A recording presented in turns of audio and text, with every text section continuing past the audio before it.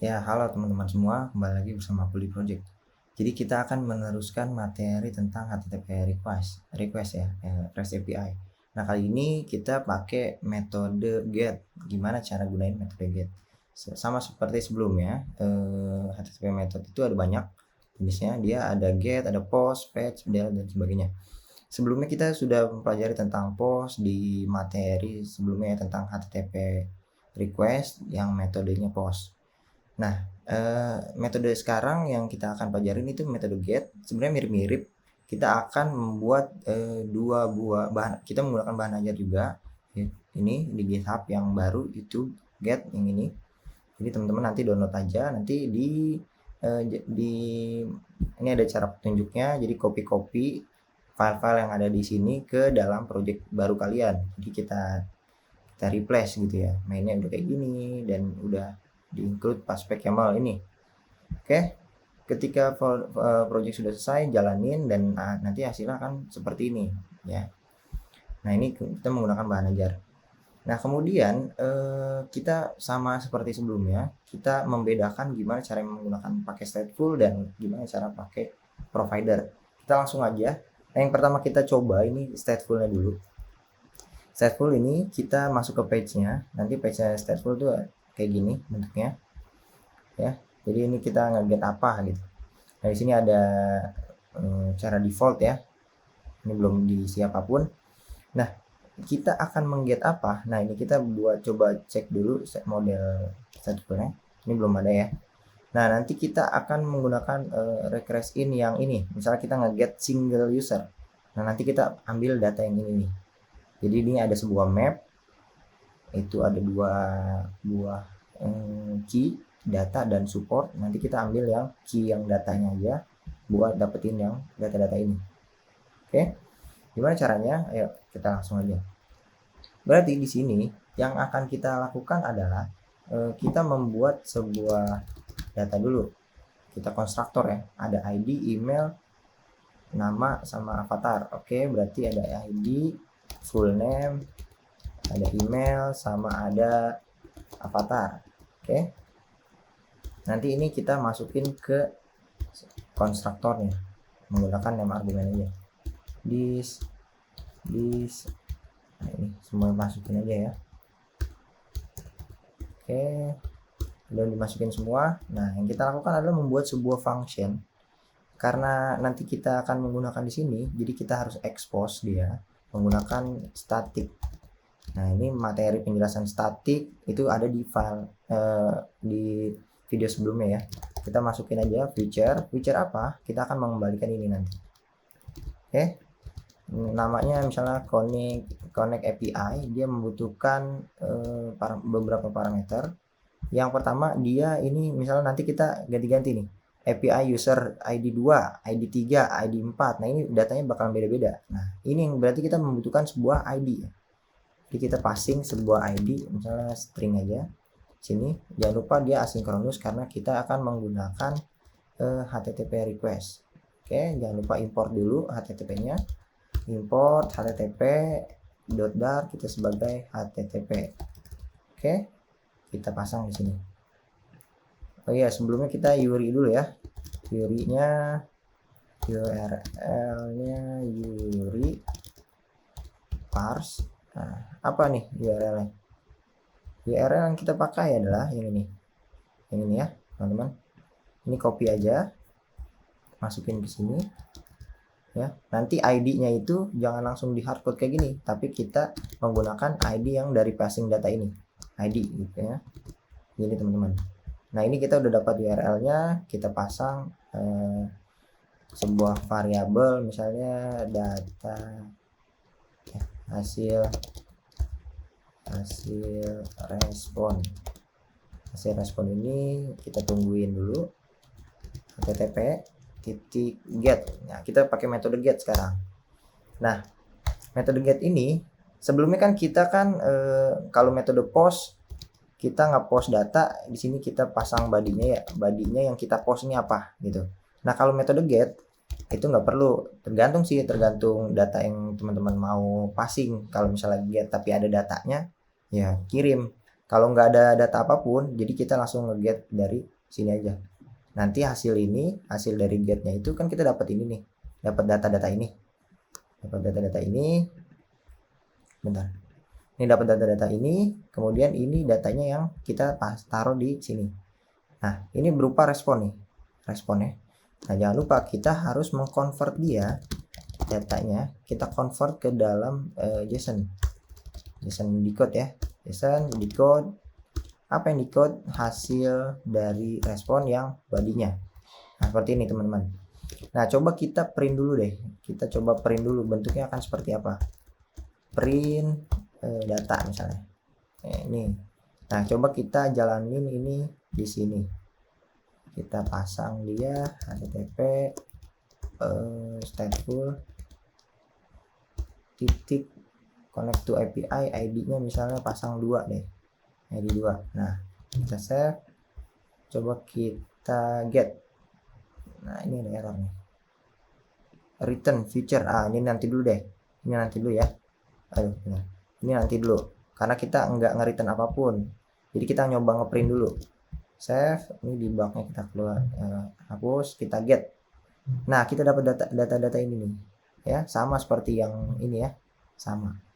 Nah, gimana caranya kita ngedapetin datanya aja ya? Gimana cara dapetin datanya? Jadi data ini nih kita coba print. Jadi kalau misalnya kita ambil dia data ini ya, sesuai nama key-nya ya, kita save, kita get. Nah, kita dapat yang ininya doang, datanya doang. Nah, seperti itu. Jadi kita dapat yang ininya aja. Jadi yang ini nggak dapat ya. Kalau kita mau ngambil emang adanya di sini, ya udah kita ambil yang di sini. Berarti data ini biar rapi, jadi kita gunain jangan di sini, tapi di sini. Kita kurungin dulu dia. Kita kurungin. Nah, kita taruh di sini. Kita save. Kita get lagi coba. Nah, kita dapat nih, ya kan? Nah, kita udah dapat nih respon dynamic-nya, tipenya dynamic. Karena di sini nggak ada yang tahu nih bentuknya kayak gimana, dynamic makanya dia.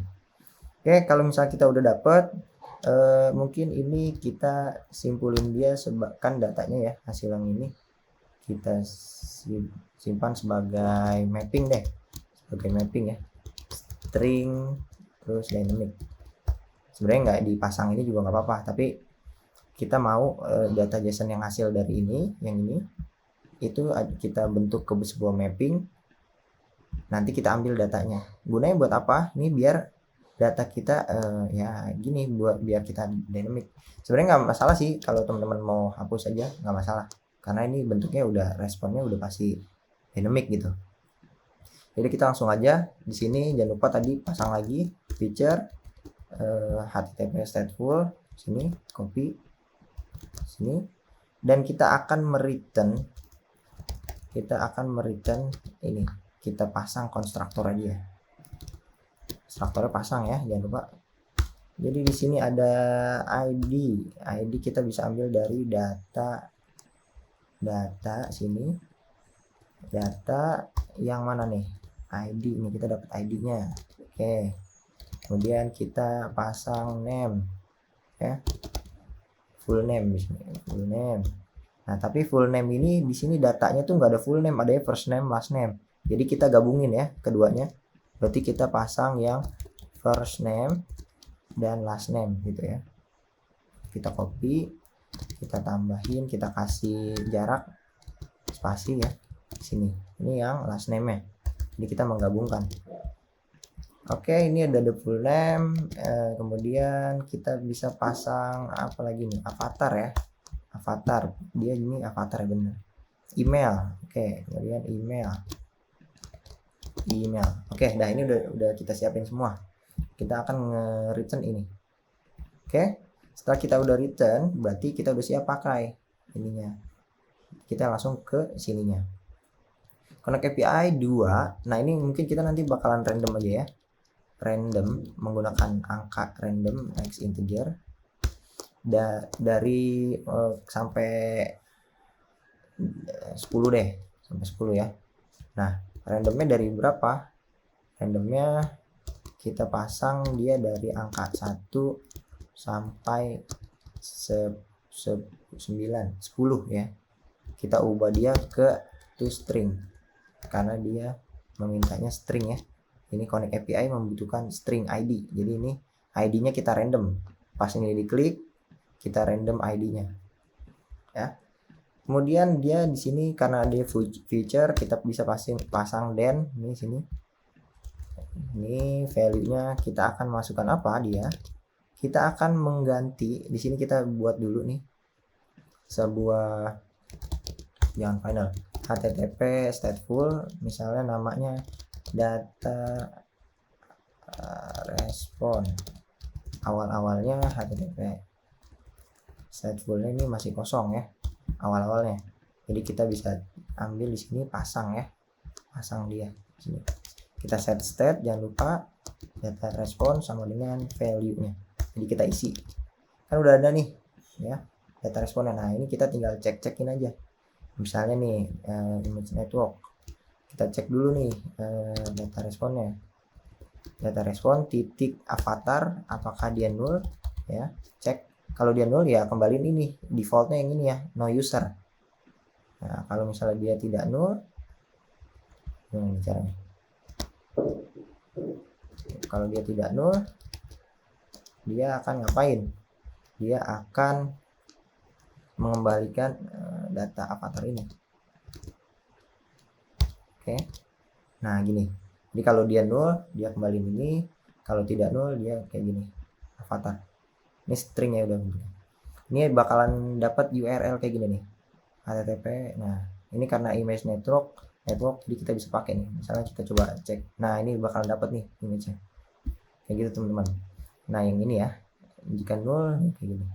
Nah kemudian yang ID nih ya, sama dia, kita cek juga data responnya apakah ada gitu ya, ID-nya null enggak. Kalau dia null, dia bakal gitu. Kalau misalnya dia tidak null, dia akan mengembalikan ID titik 2, misalnya apa ya, data respon titik ID.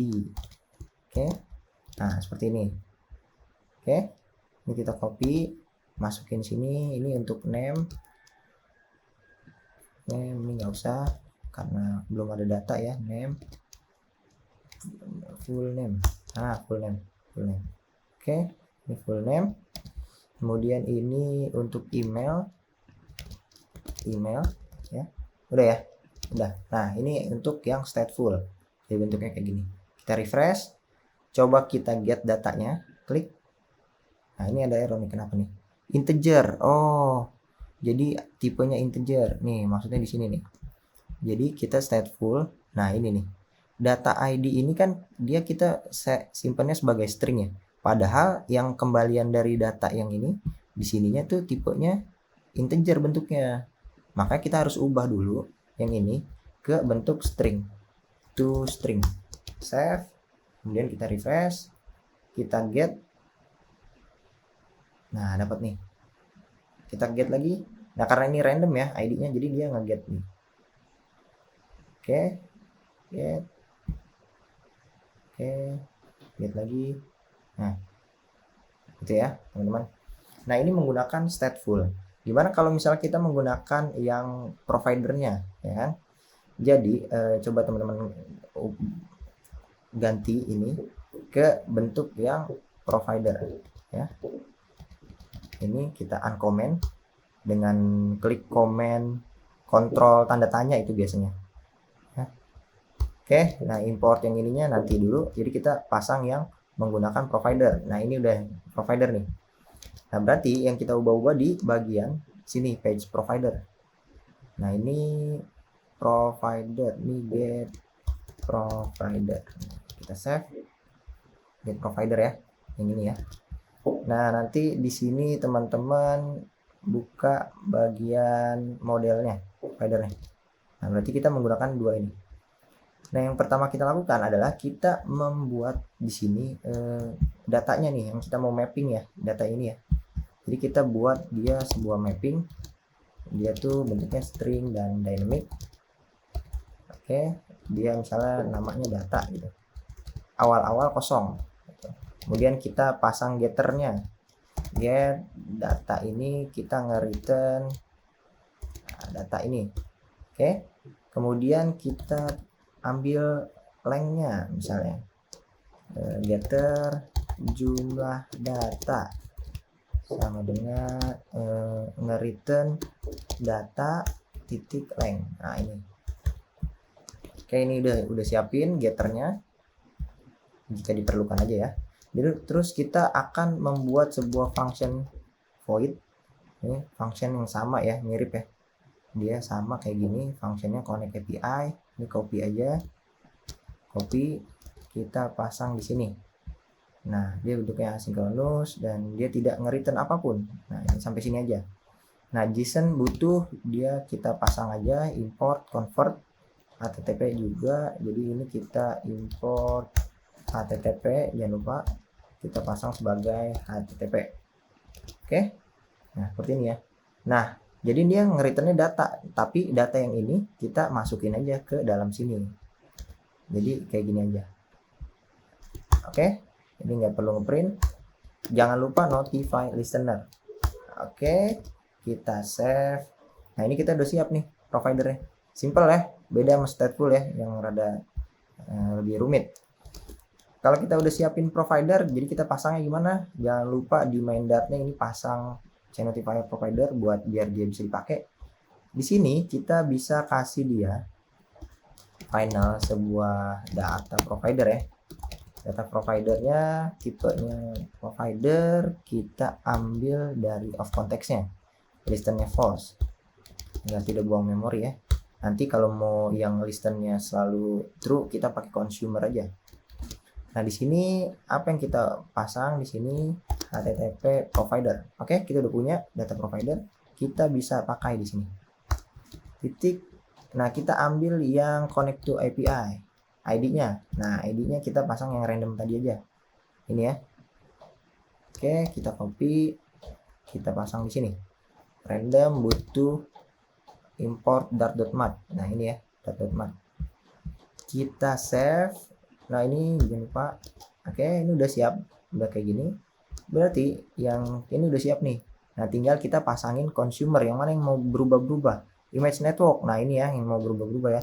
Jadi kita bungkus dia dengan sebuah widget consumer. Consumer of apa? Consumer of HTTP provider. Oke, ini jangan lupa ini builder bukan child tipenya. Yang nge-return ini kita masukin aja, ini childnya kita ganti ke sini, ke dalam sini. Oke, udah save. Nah dia kita cek dulu. Nah kita cek dulu ya. Jika value yang ini hasil kembalian yang dari sini, titik data, dari data semua kita ambil ininya avatarnya. Nah gini, kalau dia null dia akan kembalikan yang itu. Kalau dia tidak null, ini terus ini komanya di sini ya, jadi ini titik 2 gitu ya. Jika dia tidak null, dia akan ngapain? Dia akan mengembalikan avatar ini. Oke, kita save. Nah kayak gini. Nah sama nih consumer juga ya. Nah ini teks juga kita bungkus dia dengan widget consumer. Dia pakai ini. Oke, ini builder nge-return apa? Nge-return ini. Save. Nah kita coba tanyain dulu ya, value titik data kita ambil apa ini, ID ya, ID-nya null nggak, cek dulu null nggak. Kalau dia null ya belum ada data, kalau dia tidak null dia akan nge-return ID ini. Oke, save. Nah, ini kayak gini. Oke, kita copy aja nih fitboxnya, copy. Ini sama ya, belum ada data. Ini untuk name. Untuk name ini kita ganti dia menjadi first name. Cek dulu first name-nya yang ada di datanya. First name-nya null nggak, sama first name null atau last name-nya null nggak, gitu ya. Last name-nya null nggak. atau ini deh satu aja, first name dulu nggak? Oke, nggak apa-apa deh, dua deh, first name sama dan deh. Jadi first name sama last name itu harus ada. Nah kalau misalnya ini kita bisa pasang dia first name ditambah ya ini datanya last name ya, jangan lupa kasih spasi. Oke, udah. Kemudian kita pasang juga consumer, ini kita copy aja di sini, feedbox childnya ini kita ganti, ini email ya, email.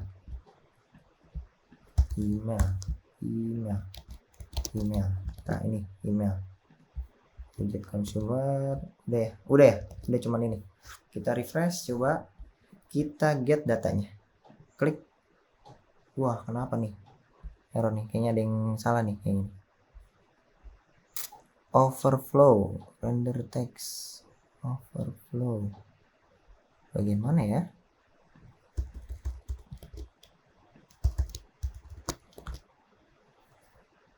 Bentar, kita get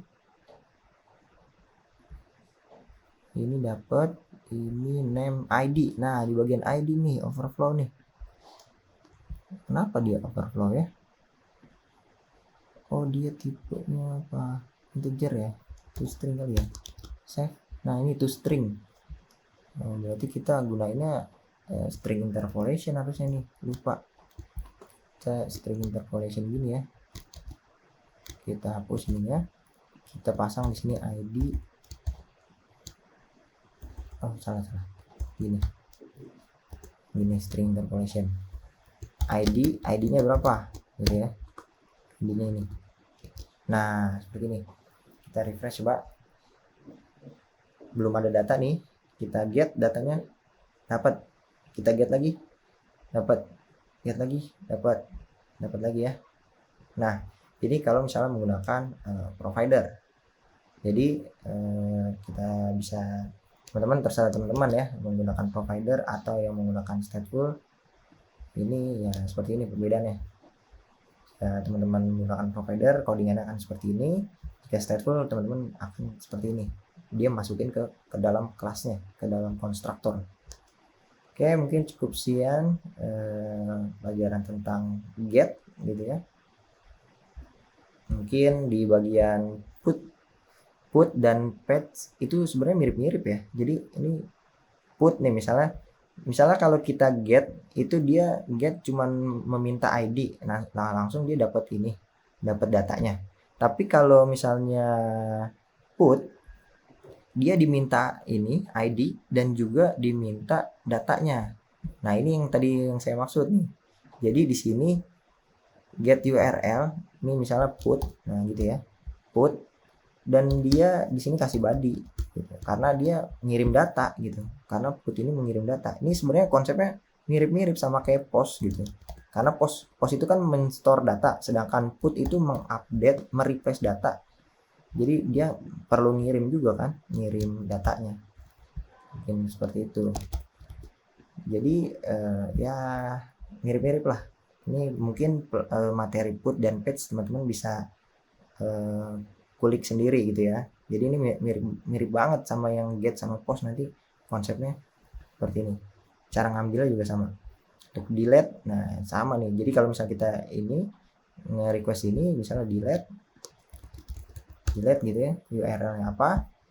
Nah ini dapat respon. Nah ntar kita ambil responnya gimana caranya. Mungkin nanti kita bakal bahas kalau yang delete nih. Beda sendiri. Put dan fetch ini mirip-mirip, sama kayak nge-get sama post. Mungkin nanti pembahasan delete kita akan bahas ya lebih lanjut. Oke, cukup sekian, semoga bermanfaat. Terima kasih.